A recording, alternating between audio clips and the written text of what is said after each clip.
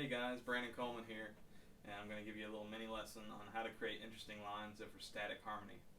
Um, I've had lots of students ask me this over the past several months actually, of how you can create lines that don't just seem like you're playing scale patterns and stuff over like a one chord vamp, one or two chord vamp that kind of stays in the same mode or sound. And I had the same question a long time ago when I was a student of a great guitar player by the name of Glenn Ginn, and he taught me um, the first thing about playing over static harmony and making it sound interesting is introducing tension points into your line. And he recommended the best way to do that is insert an imaginary 5 chord in your line. So the example I've set up today is just like a G minor, like a G Dorian kind of groove, kind of a little funky thing. And it's just G minor the whole time. But what I'll do is, the first example, I'll play some G Dorian, and then I'll imply a D7 altered every now and then to introduce tension to the line. And what happens is I'm playing a line over this imaginary chord, but the sound it creates creates an interesting tension over the actual G minor chord, and it kind of brings resolution to the ear. So let me play over that a little bit and see what you think.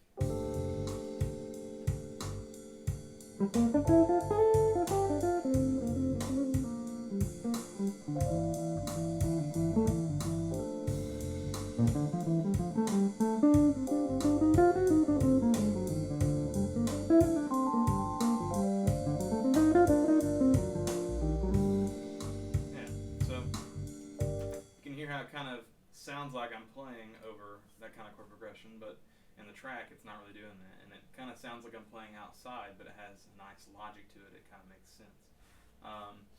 So that's one way I would approach it, and sometimes I can take that one step further. So that would be something like implying like a G minor and like a kind of like a 2/5, back in G minor. Let's try it with making the 2 chord altered as well. So altering the A and altering the D, so you get 2 stacks of altered chords, and you can chain these as long as you want. So I'll play. It'll be basically A altered, D altered back to G minor, and I'll show you. You'll be able to tell when I'm playing this.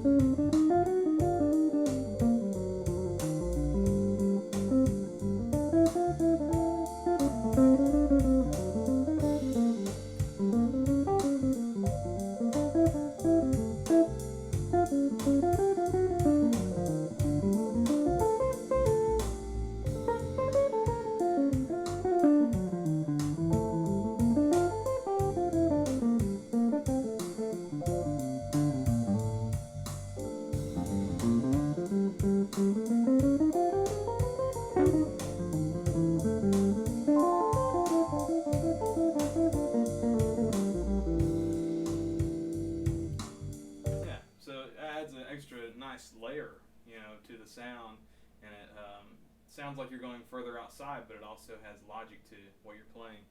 You can stack these and chain these altered chords together around the circle of fourths or fifths or however you want to think about it, to an endless amount, and to get further and further sounds away from the home key.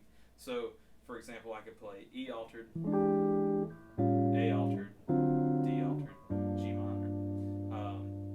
So you're getting all these sounds, and you can stack them any way you want. You can tritone sub them out, anything you feel, in the moment you can do. So, but it's cool to practice these kind of ideas to see what kind of flavors you tend to like. And it's kind of a way to organize your sound in a little bit better way than the old side slipping tricks. Those can kind of sound old hat, just playing. Those are cool, but there's only so far you can go by using that. These added a little bit of organization to your lines. Another trick I like to use, and this is the last one I'll show you, is making imaginary chord progressions that aren't necessarily 2/5s or anything, but create a sequence in your head that I'm going to play over these chords and then go back to the G minor at some point. They can be chords that are diatonic to the key, and they can be chords that are non-diatonic to the key, and that's how you get your outside sounds. So I'm going to play one that's diatonic first, so you can hear how it kind of organizes the sound a little bit, and then I'm going to play one that's all non-diatonic chords, or like a non-harmonic chord progression. That way, oh, there's a cat back there. So you can see how that sounds. So here we go. Diatonic. So I'll play G Dorian first.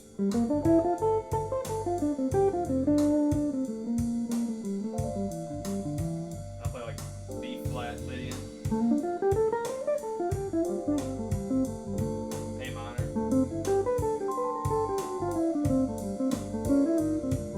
D7.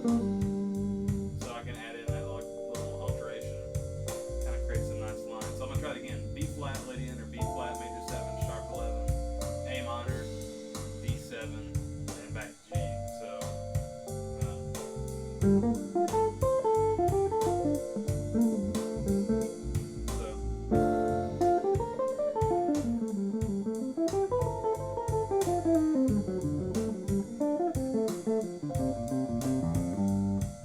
Nice line.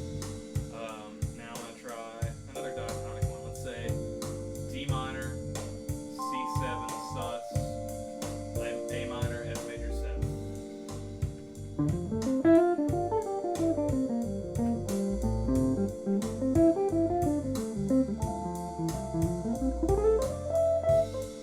Back to G minor.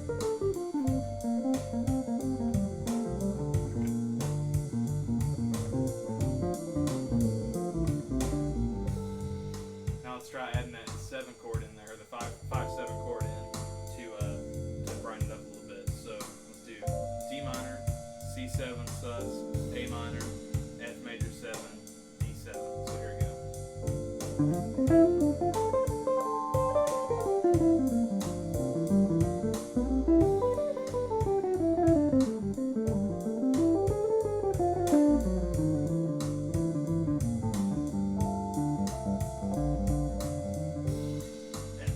Now here's some non-harmonic chords. I'm going to play G minor first, then E major 7, G flat major 7, D major 7, B flat minor, then D7. So there we go.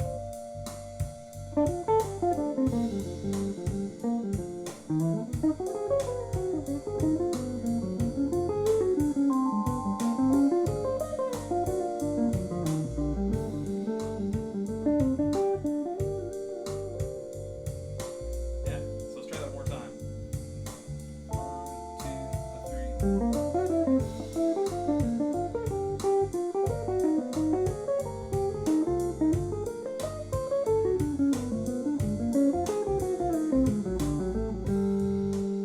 Yeah, so you can see it kind of organizes the sound.